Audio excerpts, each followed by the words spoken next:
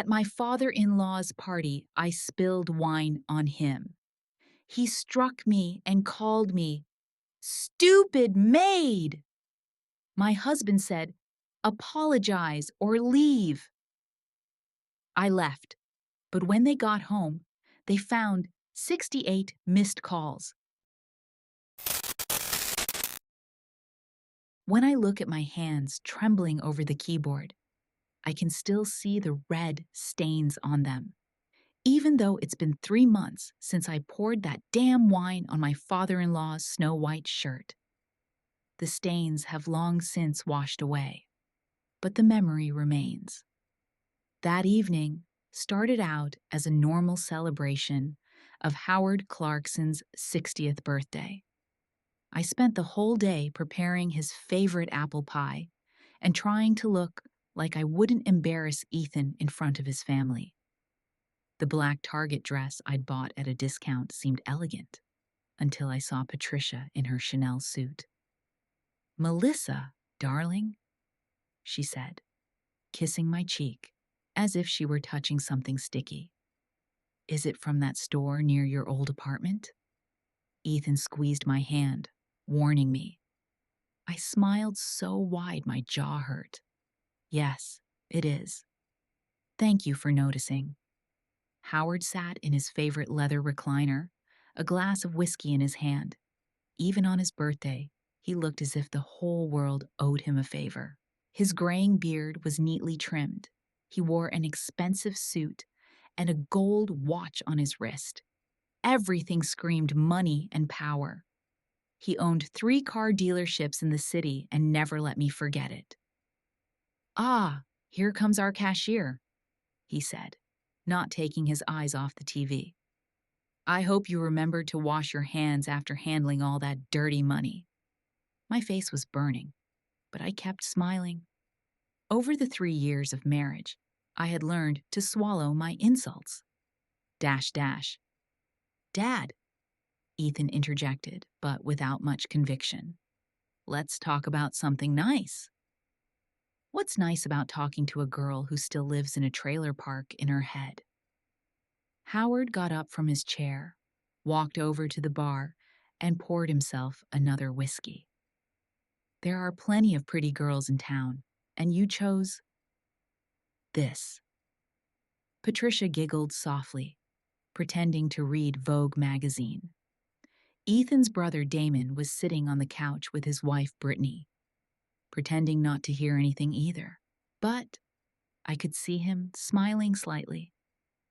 Damon worked in his father's firm and always supported him in everything. I remembered how I met Ethan 5 years ago. He stopped by the gas station where I was working at the time, and while I was filling up his Mercedes, we got to talking. He was so gallant, so attentive. He said I was the most beautiful girl he had ever seen. He gave me flowers, took me to expensive restaurants, where I was afraid to touch the cutlery, not knowing which one was for what. At that time, I had only a college scholarship and a part-time job at a gas station. I was studying to be an accountant, dreaming of getting my degree and finding a normal job. I lived in a tiny room that I shared with a roommate named Cameron. We had 1 bed, 1 wardrobe, and 1 small tile. The first months were like a fairy tale. Ethan seemed like a prince who saved me from my gray life in a 1-bedroom apartment above a laundromat. He promised that we would be happy, that his family would love me, that everything would be different. And then I met Howard and Patricia. "Melissa was raised without a father?" Patricia asked at our first family dinner, as if I wasn't there. "Well, that explains a lot." "Mom," Ethan tried to interject. "What, son?" "I'm just curious. It's important to know what kind of family a girl comes from. You know, an apple comes from an apple tree." That first dinner was a real test for me. I sat at their huge oak table, surrounded by silverware and crystal glasses, and felt like an imposter. Every move I made seemed awkward, every word wrong. So, tell us about your job, Howard said, cutting into the steak. Where exactly do you work as a cashier? At the Fresh Mart supermarket, I answered, trying not to show how ashamed I was. Oh, I know that place. There's always long lines, Brittany said with a bit of disdain. It must be hard to stand on your feet all day. It's okay. You get used to it, I said quietly. What are your plans for the future? Patricia continued. Get a profession? I felt Ethan tense up next to me. We'd talked about it before. He'd promised me that I could go to college after the wedding. But for now, we had to save for the wedding and a future house. For now, I'm working, I answered. I see. Patricia nodded, looking as if she understood. Girls from your circles rarely think about education. It's more important to find a good husband. Then Ethan finally interjected. Mom, Melissa is very smart. She just hasn't had the opportunity. Of course, son. I'm not saying anything bad. I'm just curious. But her tone said it all. And from that day on, things only got worse. For the next 3 years, I tried to prove to them that I was worthy of being part of their family. I enrolled in etiquette courses, studied art history, and read financial news so that I could keep the conversation going at the dinner table. I even took out a loan to buy 2 beautiful dresses for family events. But no matter what I did, it wasn't enough. Melissa, dear, you're holding your fork wrong again, Patricia would say at every meal. Melissa, that dress is too bright for a family dinner, Howard would say.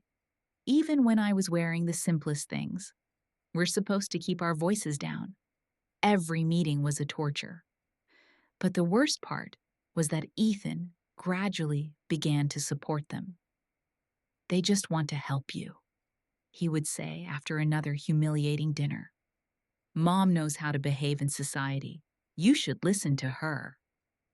But, Ethan, she humiliates me in front of everyone, I tried to explain. Mom is a little harsh, but she means well. Gradually, I stopped arguing. I just kept quiet and endured. And now I was standing in their living room. And Howard continued.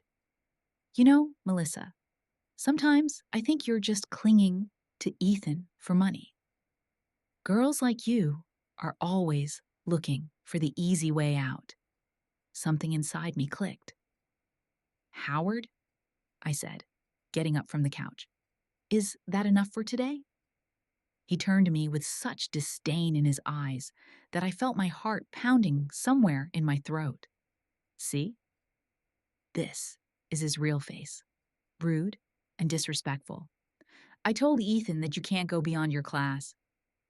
What is class? I couldn't help myself.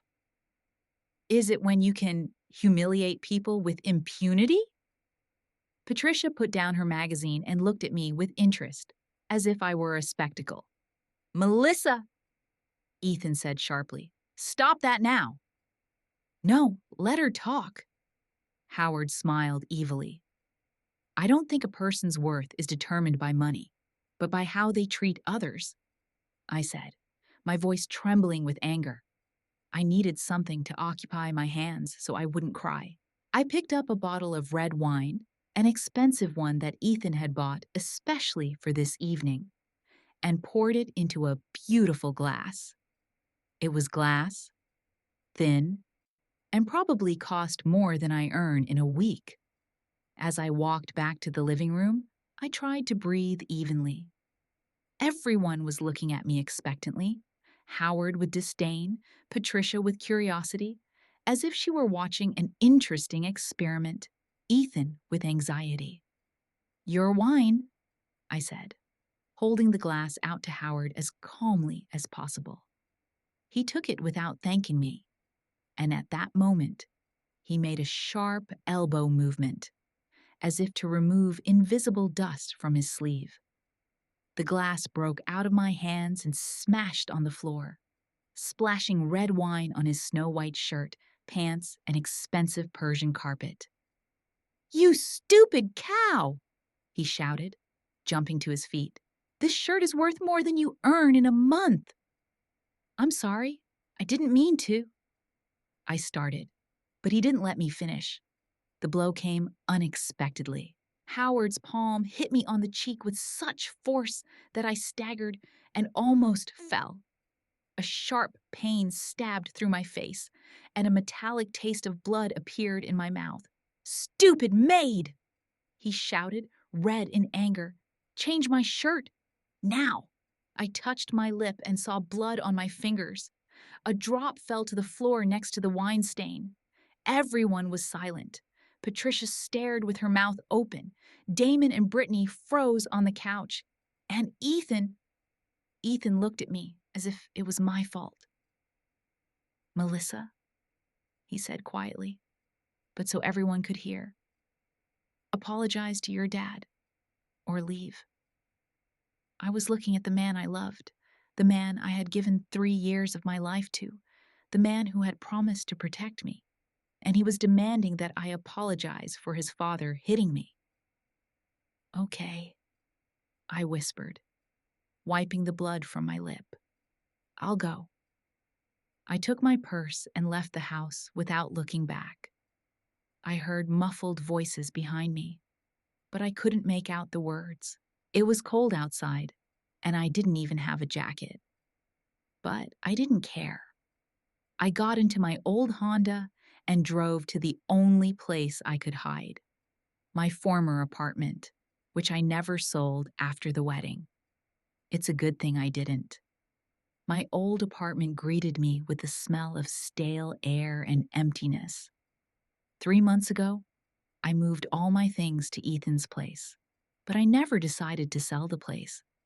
Something told me to keep a backup, although, at the time, I thought it was only in case of financial difficulties. I turned on the light and looked around. The old rug that my mother had given me as a housewarming gift was still on the floor. On the kitchen table was a stack of letters from the bank about the mortgage. The refrigerator was empty and unplugged. But most importantly, it was quiet. No one told me how to sit, how to talk, what to wear. I sat down on my old couch and finally let my tears flow. My cheek was still throbbing from the blow, and blood had dried on my lip. She took a mirror out of her purse and looked at herself. The right side of my face was already swelling, and a dark spot appeared near my eye. The phone rang at 9 in the evening. It was Ethan. I didn't answer it. 5 minutes later, it rang again. And again. By 11 in the evening, I had 22 missed calls on my phone. Ethan, Patricia, even Howard. I turned off the sound and put the phone on the table. I tried to fall asleep on the couch, wrapped in an old blanket I'd forgotten to take away. But I couldn't sleep. Ethan's words kept running through my head. Apologize, or leave. How could he? How could he ask me to apologize for his father hitting me? I remembered how 3 years ago he had promised me a completely different life.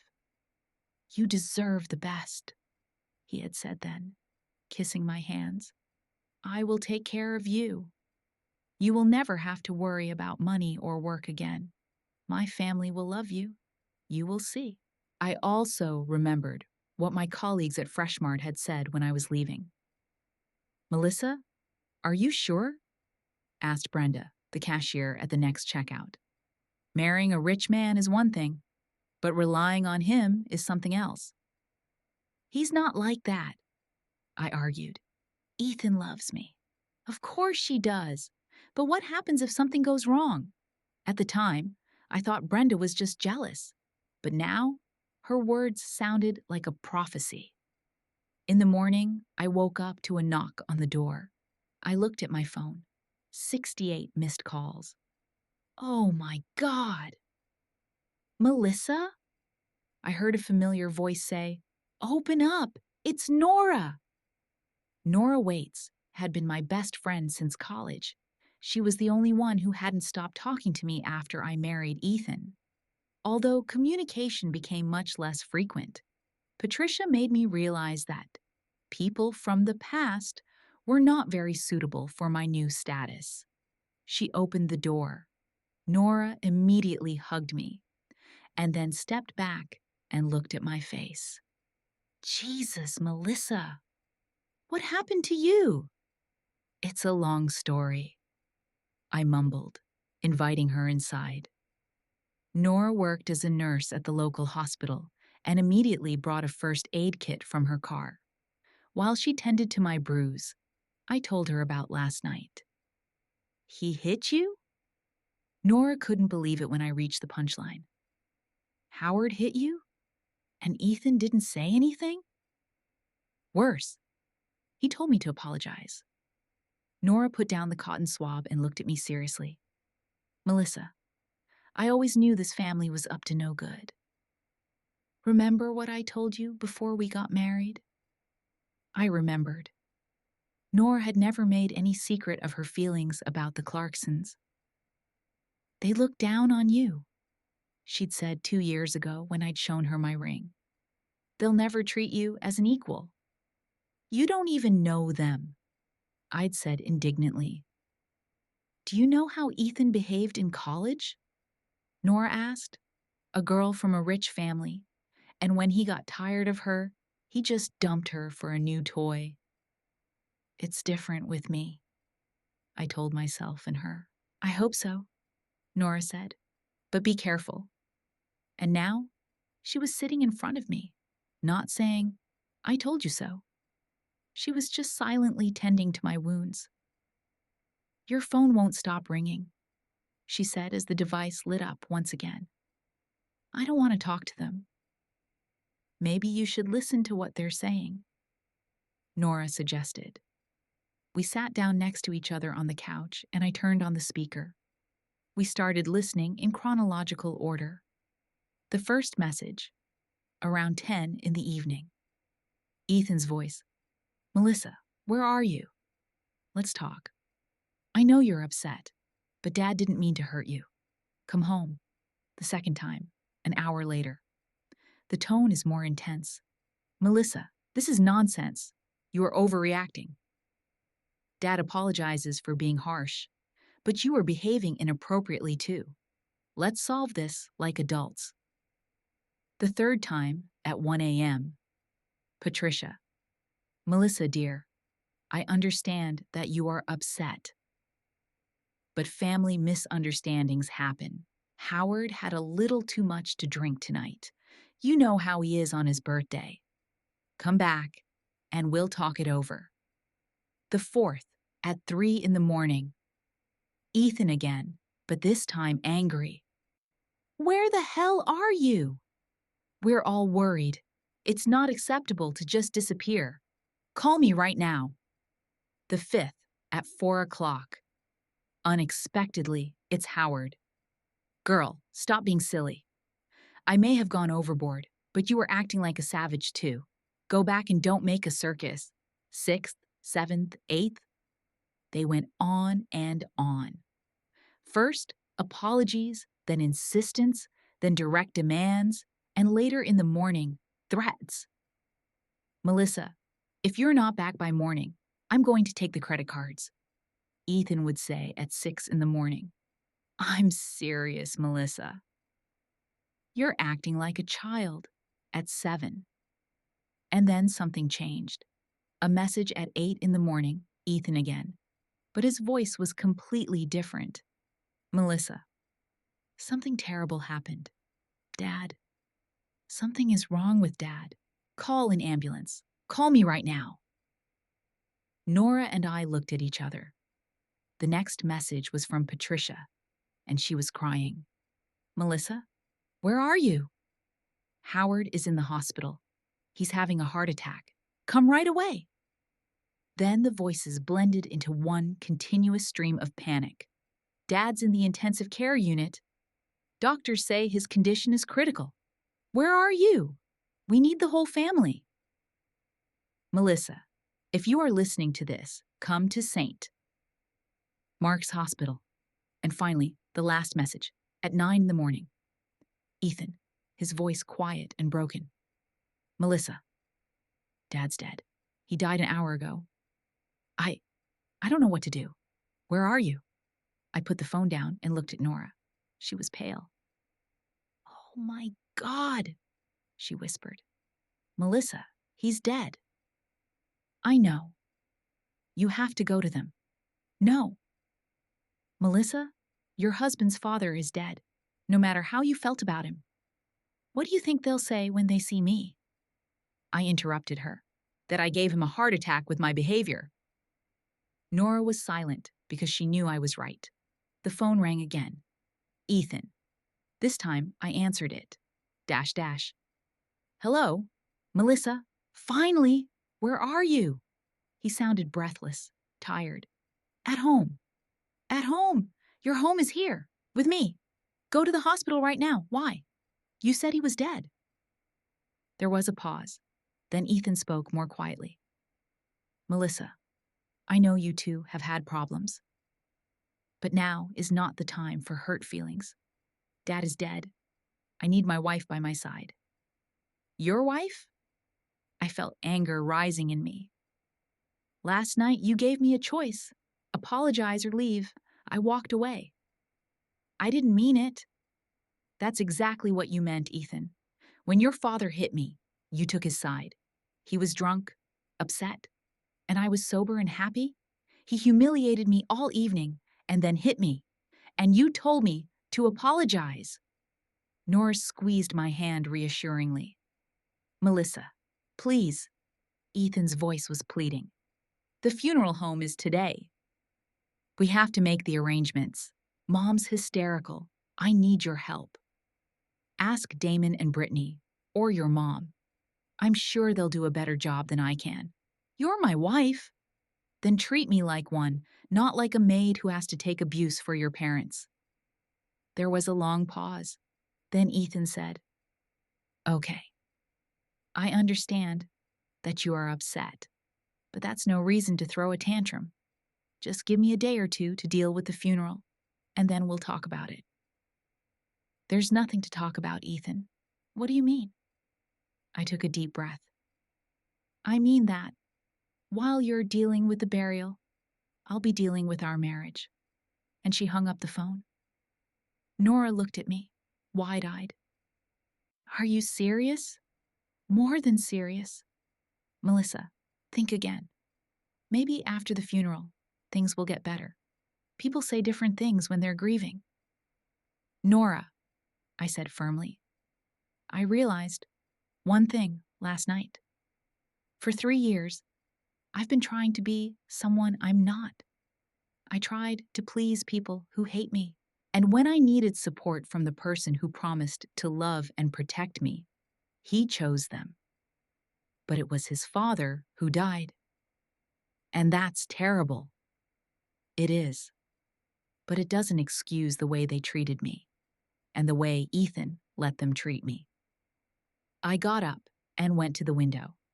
It was a normal weekday outside. People were going to work. Children were running to school. You know what's funny? I said, not turning to Nora. I thought he saved me. From poverty, from an uninteresting life, from the future of a supermarket cashier. But it turns out he just replaced one cage with another. What are you going to do? I don't know. For now, I'll just try to remember who I am without Ethan Clarkson. The phone rang again, but this time I just turned it off. Can you stay here for a few days? Nora asked. The mortgage is paid by the end of the month. I thought about it. I had a credit card Ethan had given me, but he'd already threatened to block it. I had $230 in my own account, the balance from my last paycheck from Freshmart. And then then we'll see. Nora gathered up her first aid kit and kissed me on the cheek, the one that wasn't bruised. And think about what I said. Maybe you should give Ethan another chance. After she left, I sat back down on the couch and looked at my reflection on the dark TV screen. The battered face, the disheveled hair, the old t-shirt. But there was something new in the eyes, something I hadn't seen in the last 3 years. Determination. I didn't leave my apartment for 3 days. I ate what I found in the freezer, old frozen dinners and a pack of cookies. I watched TV shows, slept for 14 hours a day, and tried not to think about what was happening in the Clarkson house. On the 4th day, Nora brought food and the local news. "You made the paper," she said, placing the Harryville Times on the table. The headline on page 3 read, "Well-known businessman Howard Clarkson, owner of car dealership chain, dies." Below was a photo of Howard in a suit, smiling and confident. The article was short, mostly about his business achievements and the family he left behind. But the last paragraph mentioned a sudden heart attack at home while celebrating his birthday. At least they didn't write about the fight. I muttered. For now. But Melissa, you have to be prepared for what people are going to say. Harryville is a small town. She was right. The next day, when I finally decided to go to the store, I felt the stares. 2 women at the entrance to the Fresh Mart were looking at me strangely and whispering something to each other. The cashier, Meredith, with whom I used to work together, greeted me coldly. "Hi, Melissa." I heard about. What happened? "Hi, Meredith.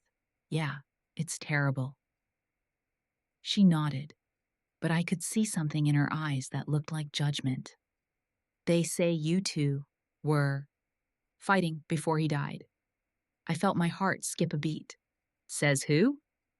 "Well, people say different things. You know how it is." Yes, I knew. In small towns, news travels faster than the wind. In the evening, I got a call from Nora. "Melissa, have you seen the news?" "No. Why?" "Turn on Channel 6. The evening news is about to start." I turned on the TV just in time to see the anchor saying, "New details have emerged in the case of the death of the famous businessman, Howard Clarkson." According to sources close to the family, there was a serious conflict between the deceased and his daughter-in-law on the eve of his death. Patricia Clarkson, the widow of the deceased, said today that she plans to file a lawsuit for compensation for moral damages. Then they showed Patricia at the entrance to the house. She was wearing a black suit, with eyes red from tears, and looked like a model widow. "This girl gave my husband a heart attack with her behavior," she said to the camera. "Howard was a sick man. He had heart problems, and she made a scandal on his birthday. He was so excited after she left that his heart gave out." I turned off the TV and sat down on the floor. My hands were shaking, so this is how they decided to play it. I was responsible for Howard's death. The phone rang. It was an unknown number. "Hello, is this Melissa Clarkson?" A man's voice. "Yes." Jake Romano from the Harryville Times. "I'd like to talk to you about what happened at the Clarkson house last week." I hung up. Over the next hour, I received 3 more calls from journalists. The 4th called from a local radio station. The 5th introduced himself as a lawyer and offered his services in this difficult situation. At 10 in the evening, there was a knock at the door. I went to the door but didn't open it. "Who is it?" "Melis, it's me. Ethan." I hadn't seen him in 5 days, since I left his father's birthday party. I opened the door. He looked terrible and shaven, red-eyed and wearing a wrinkled shirt. "Can we come in?" Ethan asked. "My condolences," I said, and it was true. No matter how I felt about Howard, Ethan had lost his father. "Thanks," he nodded and sat down on the couch. Damon remained standing by the door, his arms crossed over his chest. "Melissa, we need to talk," Ethan began. "What happened the other night? It was terrible. For all of us. Dad died a few hours after you left." "I know. I'm sorry." "Are you?" Damon interjected. "Because your actions don't show it." "Damon," Ethan warned him. "No, Ethan. Let her answer. You didn't come to the funeral. You didn't call us. You didn't even offer condolences. And now you're sitting here pretending to be sorry." "I am sorry," I said, looking at Ethan. "But I'm not going to apologize for leaving after I got hit." "Dad was drunk," Ethan said quietly. "He wasn't in control." "And you were?" "When he told me to apologize?" There was a long pause. Ethan rubbed his hands over his face. I was in shock. I didn't know what to do. My dad was yelling. My mom was crying. I just wanted it to stop. "Melissa, I understand that you're upset. But think about what happened next. Dad was worried all night about your fight. He couldn't sleep. He walked around the house saying that everything had gone wrong. And in the morning, he had a heart attack. I looked at him and realized where he was going. You blame me for his death." "I don't." "You do," Damon interrupted. "And you're right to do so. If you hadn't started the circus, Dad would still be alive." "Circus?" I felt anger rise up inside me. "Your father humiliated me all night and then hit me. You could have acted like a grown-up." Damon continued. "You knew what he was like. You could have held out for one night. Dash. Bear with him? For 3 years I put up with it. For 3 years I endured your insults, humiliation, contempt, and when you finally answered, it was my fault. Melissa, calm down," Ethan said. "I won't. You have made me responsible for the death of a man. Your mom's going to be on TV, telling the whole town that I gave Howard a heart attack." "Mom's grieving," Ethan said. "She's not thinking straight." "Are you? If you do, then explain to me why you're letting her blame me." Ethan didn't say anything, because he finally sees the real you. Not the sweet little girl you pretended to be, but the real you. The aggressive, rude, uncontrollable one. "Get out of here," I said quietly. "What?" Damon didn't understand. "Get out! Get out! Both of you!" "Melissa," Ethan began. No, you didn't come here to make peace. You came here to blame me for your father's death. You and your family have made me the culprit because you need someone to blame. But I'm not going to stand for it." They left, but before they did, Ethan turned around. "Melissa, if you don't stop this tantrum and apologize to your mom, you're going to be sorry." Is that a threat? It's real. The next morning, I realized what he meant. I tried to withdraw money from an ATM, but my card was blocked. I called the bank. "Mrs. Clarkson, your husband has frozen all the joint accounts until legal issues are resolved," the bank employee explained to me. "What legal issues?" "Unfortunately, I can't give you detailed information over the phone." In the evening, I received a summons to appear in court. Patricia Clarkson was suing me for intentional infliction of emotional distress resulting in death. She demanded $50,000 in compensation. I sat in my kitchen, holding the summons in my hands, and realized that I was all alone. Without money, without support, against a whole family with lawyers and connections. I had $180 left in my account. The next day, I went to look for a job. At Freshmart, the manager, Tom, looked at me as if I were a leper. "Melissa, I can't hire you back," he said, not making eye contact. "Why? You said yourself I'm a good worker." "It's a difficult situation. People are talking. You see, we don't want any problems." In the other 3 stores, I got the same answer. By the evening, it became clear that Patricia had spread her version of events throughout the city. Melissa Clarkson drove a man to death, and no one wants to deal with her. Nora found me in the kitchen in the evening in tears. "Melissa, what happened?" I told her about the frozen accounts, the lawsuit, the fact that no one wants to hire me. "They want to destroy me," I said.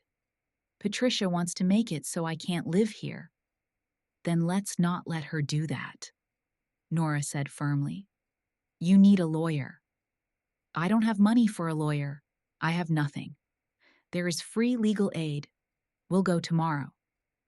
The free legal aid office was located in an old building on the outskirts of town. We were received by a young man of about 28, wearing a cheap suit but with intelligent eyes. "Dexter Holmes," he introduced himself, shaking my hand. "Tell me what happened." I told him everything, from meeting Ethan to the lawsuit. He listened attentively, sometimes asking clarifying questions. "Okay," he said when I was done. "First of all, Ms. Clarkson's lawsuit is bullshit. It is virtually impossible to prove a causal link between your behavior and her husband's death. Secondly, you have witnesses to what exactly happened that night." "Witnesses?" I didn't understand. "Damon and Brittany. They saw you get hit. They can confirm that you weren't making a scene, you were just defending yourself." "They'll never testify in my favor. It's family." "We'll see. In the meantime, let's prepare a response to the lawsuit and think about a counterclaim." "A counterclaim?" "For battery. Howard hit you in front of witnesses. That's a felony." For the first time in days, I felt something like hope. How much would it cost? Dexter smiled. "For you, it's free. I work for the Indigent Defense Program. Besides, this case is interesting. If we win, it'll be good publicity for me."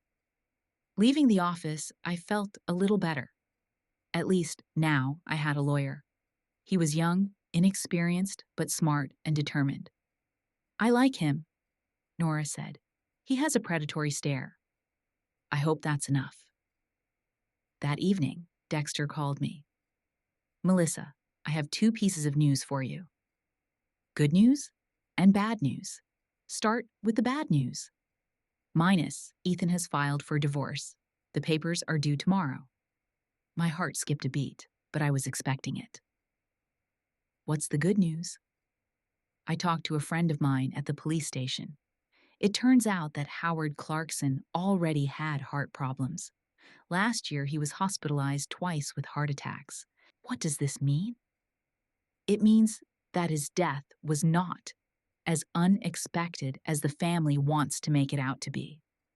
A person with a heart condition could die of anything: physical exertion, stress, alcohol.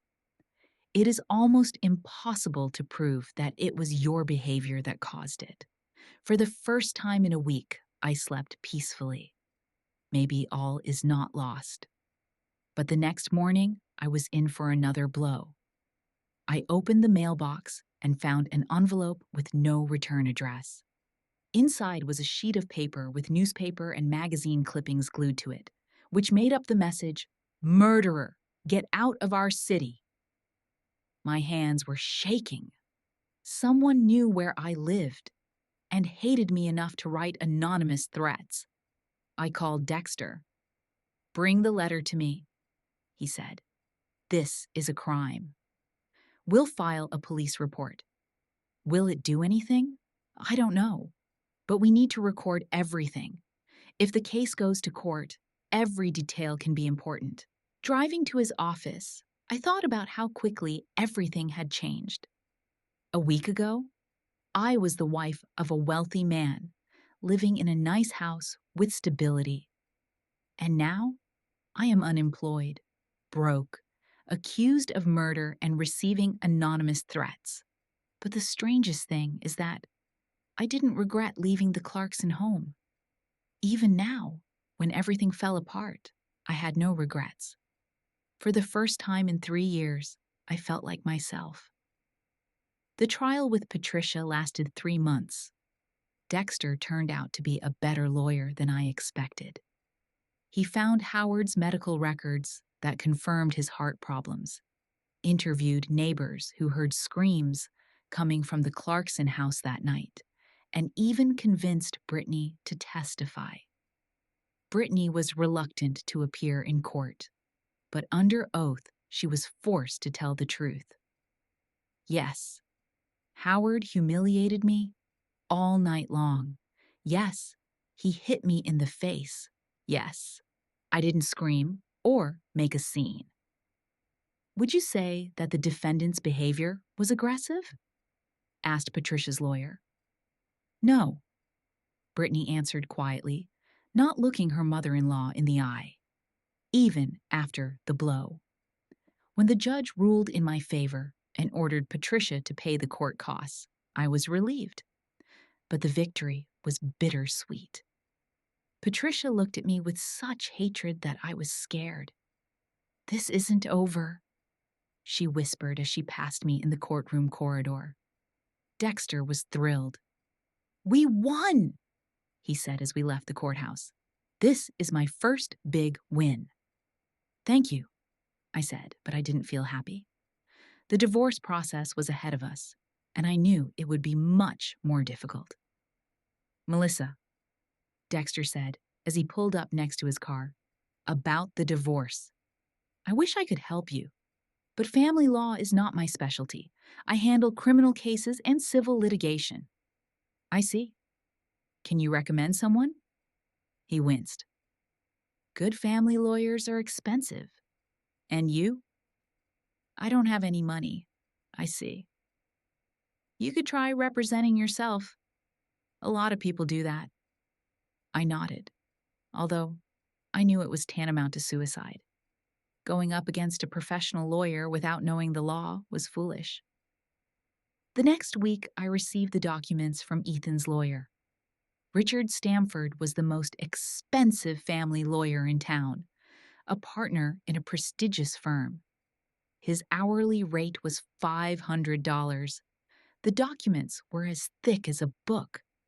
I spent the whole evening trying to understand them, but the legal language was like Chinese to me. I understood only the main thing. Ethan demanded a divorce with the division of property, according to the contribution of each party. I called Dexter. "What does that mean?" "It means that he wants to leave you, only what you brought to the marriage. And since you came in with practically nothing, I'll be left with nothing." "Not exactly. According to the law, you are entitled to half of all the property acquired during the marriage. And how can I prove it?" "That's the problem. You need documents, receipts, evidence, and a good lawyer." I hung up the phone and cried, for the first time in many months, out of powerlessness and despair. The first court hearing was scheduled for the 2nd of March. I showed up in the only nice suit I had left, with a folder of documents and a huge amount of hope. Ethan was sitting at the table with his lawyer, looking perfect. Expensive suit, fresh haircut, confident look. Another man sat next to him, an expert property appraiser. The judge, an elderly man with a gray mustache, looked at me. "Miss Clarkson, are you representing yourself?" "Yes, Your Honor." "Good. Mr. Stamford, you may begin." Ethan's lawyer stood up. He was tall, elegant, and had a voice that sounded as if his every word could be trusted. Your Honor, this case is simple. My client, Mr. Ethan Clarkson, has been the sole breadwinner of his family for 5 years of marriage. The defendant, Miss Melissa Clarkson, worked as a part-time cashier for the first year of their marriage, and then never worked at all. He showed the documents. Here are Mr. Clarkson's income statements for 5 years. The average annual income is $85,000. The total amount is $425,000. Then he looked at me. Can Ms. Clarkson provide similar statements of her income? I stood up. I don't have such certificates, but there are no certificates. The lawyer interrupted me. So, in fact, Mrs. Clarkson made no financial contribution to the family budget. That's not true, I said louder. I ran the household, took care of the house. Your Honor, Stamford interjected again. Housework is not an economic contribution within the meaning of the law. The judge nodded. Go on, Mr. Stamford. The couple owns a house worth $350,000, purchased with the Clarkson family's money. Here's a deed showing a down payment of $100,000 made by Mr. Clarkson's father as a wedding gift. He showed another document. The $50,000 Cadillac Escalade was also a gift from Mr. Clarkson's father. What about the joint savings? I asked. What savings? Stamford smiled. There are $32,000 in the family accounts. These funds have been accumulated solely from Mr. Clarkson's income. But we were married for 3 years. I had the right. The right to what? The lawyer interrupted me. You didn't work? You didn't contribute? You didn't buy property? Mr. Clarkson provided for you completely. I felt the floor slipping out from under me. Everything sounded logical, but it was wrong. I lived in that house. I drove that car. It was our life together. Your Honor, I said, trying to sound confident. When people get married, they become partners. Everything that is earned during marriage should be divided equally. The judge looked at me sympathetically, but said, Miss Clarkson, the law does provide for equal division of property acquired during marriage. But you need to prove that the property was really acquired jointly. If one party received the property as a gift or inherited it before the marriage, it is not subject to division. Yes, but specifically to Mr. Clarkson, Stamford said. Here are the documents. The car is in my client's name. He showed me another paper. In addition, we have witnesses who will confirm that it was a personal gift from father to son on the occasion of the start of work in the family business. I sat there and felt everything falling apart. As for the house, Stamford continued, the down payment was $100,000, a gift from Mr. Clarkson's parents. The remaining $250,000 was a mortgage loan paid out of Mr. Clarkson's income. And my share? I asked weakly. You haven't paid a single dollar. The judge flipped through the documents. Dash. Mr. Stamford, what does your client offer in compensation? Dash Mr. Clarkson is willing to leave the defendant all her personal belongings and the Honda car that belonged to her before the marriage. He is also willing to pay her $10,000 as a one-time allowance to help her set up a new life. $10,000 for 3 years of marriage, for all the humiliation, for the lost time. This is wrong, I said, standing up. Your Honor, I lived in that house for 3 years. I kept the house, cooked, cleaned. I supported my husband when he had problems at work. Mrs. Clarkson, the judge said patiently, I understand your feelings, but the law is based on facts and documents. If you have no proof of financial contribution, I don't have any documents because he didn't give them to me, I shouted. He controlled all the money. I didn't even know how much we had in savings. Stamford stood up. Your Honor, the defendant is demonstrating emotional instability. This confirms that my client's decision to take over her finances was the right one. I'm not emotionally unstable. I'm angry because I'm being deceived. Miss Clarkson, calm down, the judge said, or I'll have to ask you to leave the courtroom. I sat down, feeling defeated. The system was working against me. They had money, lawyers, documents. I had only the truth, and that was not enough. Does the defendant have any documents confirming her rights to the joint property? The judge asked. I pulled out everything I could find from the folder, a few store receipts, utility bills, photos from the wedding. Is that all? That's all I have. Stamford didn't even look at my paperwork. Your Honor, a few $100s worth of store receipts cannot be taken seriously as evidence of a financial contribution to a property worth several $100,000. The break lasted 15 minutes. I sat in the hallway and realized that I was losing. Ethan came up to me. Melissa, take 10,000 and keep it simple. Fair? I looked at him as if I'd never seen him before. You're taking everything we had and calling it fair? You've put nothing into this relationship. No money, no effort. Effort?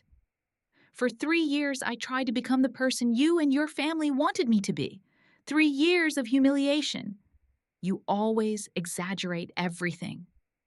Ethan, I said quietly, tell me honestly, when you married me, did you plan to share your life with me? Or did you just want a beautiful wife who would be silent and obey you? He did not answer, but the answer was in his eyes. When the hearing resumed, the judge announced the decision. Taking into account the evidence presented and the circumstances of the case, the court rules that the house and the Cadillac Escalade remain the property of Mr. Ethan Clarkson as property received as a gift. The bank accounts also remain in Mr. Clarkson's possession as funds earned solely by him. I listened, feeling my soul go numb. Ms. Melissa Clarkson gets her personal belongings and a 2,000-year-old Honda Civic. Mr. Clarkson also pays her a one-time compensation of $10,000. $10,000 and an old car. That's all that's left of our 3-year marriage. Leaving the court, I felt not only defeated, but also something more. Disappointed in the system, in justice, in the fact that the truth matters. Dexter was waiting for me at the entrance. Melissa, I'm so sorry. I knew it would be hard without a lawyer, but I didn't think it would be this hard. They lied to me, I said. Completely, totally lied to me? Maybe we can appeal? What? They have all the right documents. Officially, I really didn't bring anything into our marriage. I got into my old Honda, which was now all my property, and drove to my apartment. $10,000 seemed like a lot of money, until I thought about the fact that I needed to find a job, pay rent, buy food and clothes. In the evening, Nora called. Well, how did it go? As expected, I'm left with almost nothing. Melissa, I'm so sorry. You know what's worse? It's not that I'm out of money. The worst part is the feeling that I've been used. For 3 years, I was a free servant, and when I became inconvenient, they just threw me out. But now you're free. Free and poor. Poverty is temporary, but freedom is forever. I wanted to believe these words, but at that moment they seemed hollow. Freedom doesn't pay rent or buy food. The next day, I went to look for a job again. This time, I went to a neighboring district where no one knew me.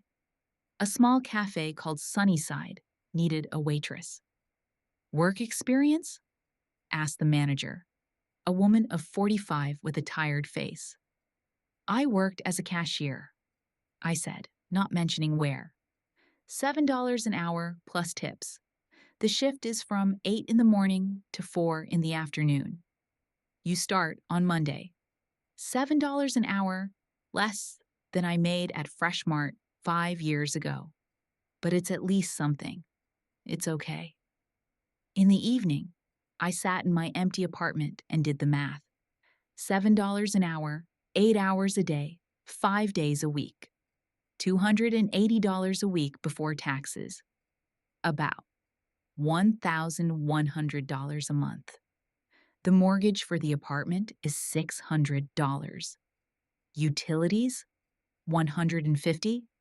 Food, gasoline, other things, another $300.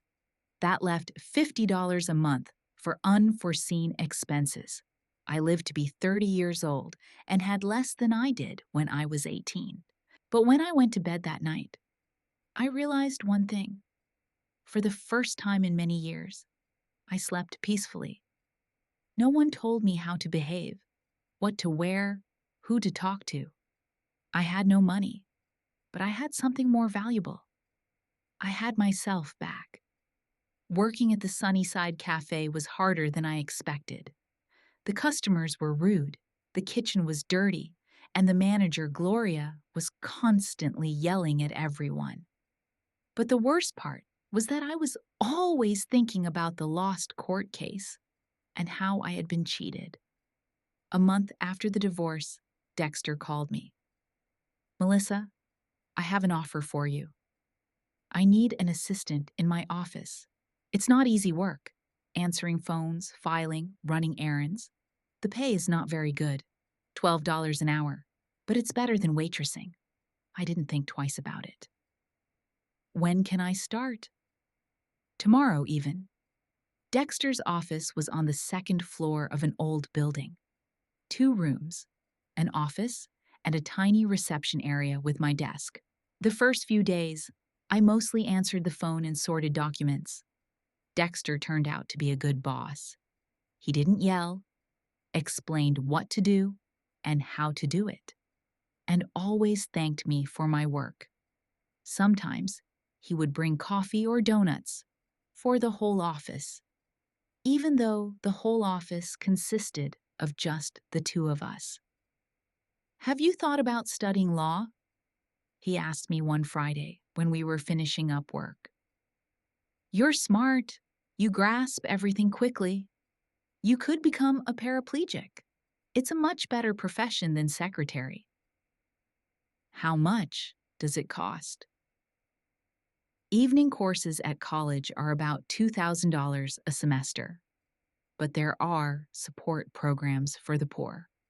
I thought about my $10,000, which was quickly melting away. The apartment, food, gas, clothes, the money was going faster than I expected.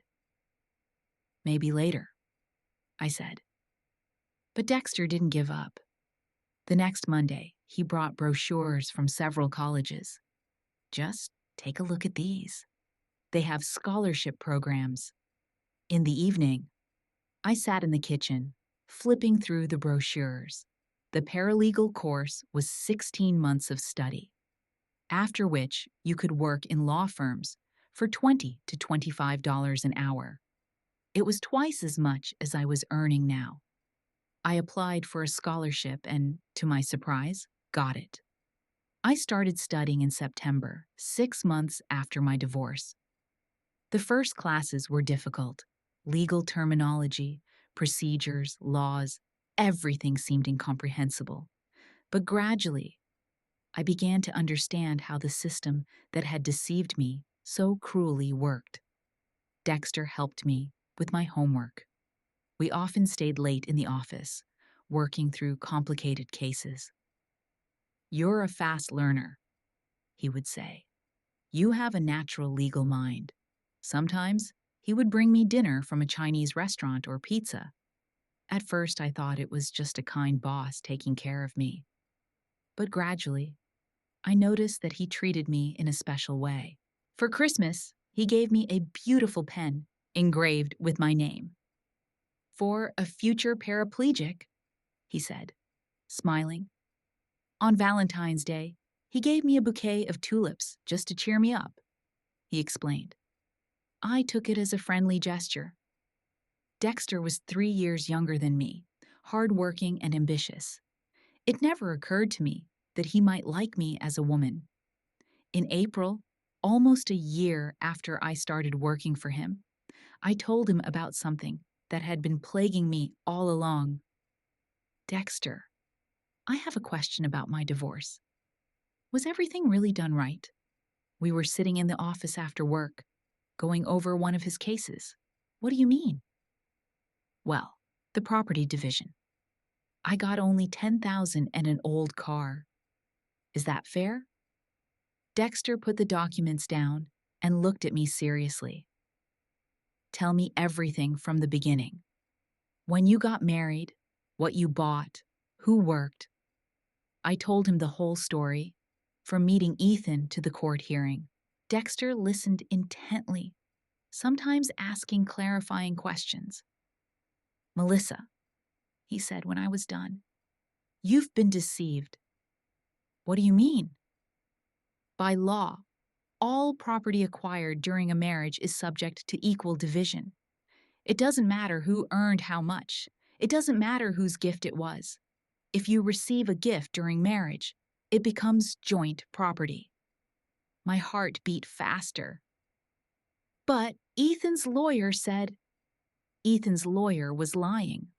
Or rather, he was presenting the facts in a way that sounded convincing to the judge. And without a lawyer, you couldn't contradict him. "What does that mean?" "It means that you are entitled to half of the house, half of the car, and half of all your savings. At least $150,000 instead of 10. I stared at him, mesmerized.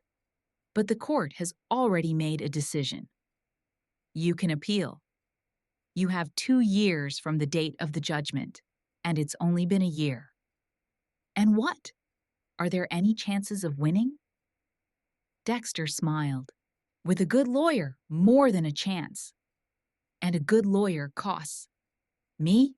he interrupted. "I'll be your lawyer." "But you don't practice family law. I never did. But law is law, and injustice is injustice." For the next 2 weeks, Dexter studied state family law. He read cases, consulted with colleagues, and collected precedents. "Melissa," he said one evening, "we have a very strong position. The document on the car's donation is incorrect. It says a gift to Ethan Clarkson on the occasion of his marriage. But that automatically makes the gift jointly owned by the couple. And the house? The house is more complicated, but it's also possible. The initial contribution from my parents was made after the wedding, so it is also joint property. We filed an appeal in May. This time, I felt completely different. Not like a defenseless victim, but like a person who knows her rights and has a good lawyer. Richard Stamford, Ethan's lawyer, was unpleasantly surprised to see me with a professional representative. "Miss Clarkson, you didn't tell me you had legal representation," he said before the hearing. Dexter looked young in his only good suit, but he spoke with confidence and professionalism. "Your Honor, the appellant requests that the lower court's decision be reversed because of a misinterpretation of the law on marital property." He spread the documents on the table. According to Article 237 of the Family Code, All property acquired by the spouses during the marriage is their joint property, regardless of how it was acquired. Your Honor, gifts made specifically to one spouse. Dexter interrupted. Mr. Stamford, look at the deed to the car. It clearly states, a gift on the occasion of marriage. It's not a personal gift to Mr. Clarkson, it's a wedding gift to the couple. The judge, this time a woman in her 50s, examined the documents carefully. Mr. Stamford, can you produce any documents that prove that the gifts were made to Mr. Clarkson personally, not to the couple? Your Honor, the donor's intentions were obvious.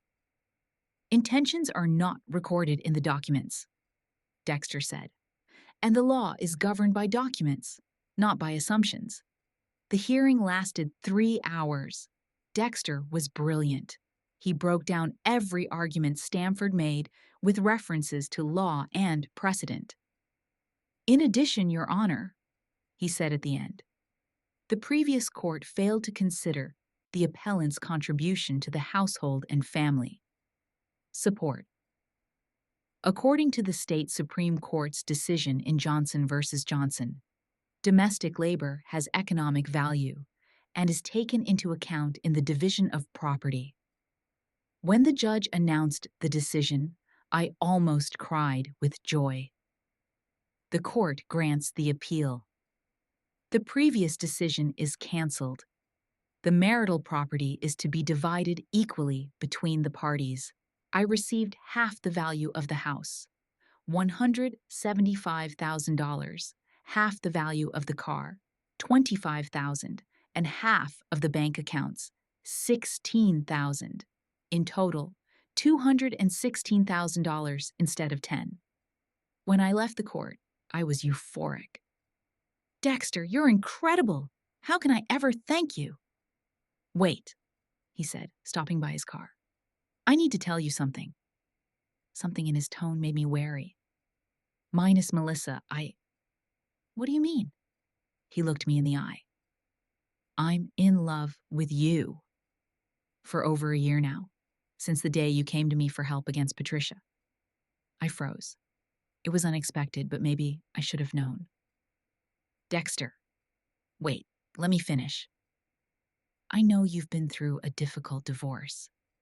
I know you need time, but I can't stay silent anymore. You are the smartest, strongest woman I know, and I want to be by your side. I looked at this young man who had helped me get justice and realized that my feelings for him were no longer just gratitude. What if I told you that I also feel something more than friendship for you? I asked quietly. His face lit up. Yes, I do. But I have one condition. What is it? No secrets, no control. If we are to be together, we must be equal partners. Of course, he said, and kissed me. It was my first kiss in 2 years. Gentle, cautious, full of promise. The following months were the happiest of my life. Dexter turned out to be a completely different partner than Ethan. He was interested in my opinions, consulted me on business, and supported my studies. You'll be a great paraplegic, he would say when I doubted myself. You have an intuition that can't be taught. I graduated in December with excellent grades. Dexter threw a small celebration at the office with cake, champagne, and a new sign on my desk. Melissa Chandler, paraplegic. Chandler is my maiden name, which I returned to after my divorce. Now you're officially my employee, he said, raising his glass. And unofficially, you're my beloved woman and best friend. On New Year's Eve, we moved in together. Not to a luxurious house like Ethan's, but to an ordinary 2-room apartment. But there, we were equal. I paid half of the rent, half of the groceries, half of all the expenses. I like being independent, I said one night when we were cooking dinner together. And I like that you're independent, Dexter replied. You're interesting. You're not just a beautiful woman to be around, you're a real partner. Sometimes I thought about Ethan and what would have happened if I had stayed with him. I'd probably still be living in a golden cage, suffering humiliation and losing myself. And now, I had a job I liked, a man who respected me, and money in my account that I had earned myself. Not a lot of money. Dexter's law firm was small, and my paraplegic salary was modest. But it was mine. One day, a year after we met, I met Ethan in a supermarket. He looked older, tired. There was a young girl next to him, about 23 years old, blonde with long nails and an expensive handbag. Hi, Melissa, he said awkwardly. Hi, Ethan. This is Tiffany. He nodded at the girl. My fiancée. Tiffany smiled at me, the way I used to smile at Patricia, trying to please her. Nice to meet you, she said in a small voice. I looked at her and saw myself 5 years ago. Young, naive, ready to do anything for the love of a rich man. Likewise, I replied. Good luck to you. When they left, I thought, I wonder how long it will take before Tiffany realizes that she is not a wife, but a beautiful toy? And will she have the strength to leave when she realizes it? But these are not my problems anymore. I have my own life, my own love, and my own justice. And most importantly, I have me, the real me, without embellishment or compromise. And no one can take that away from me.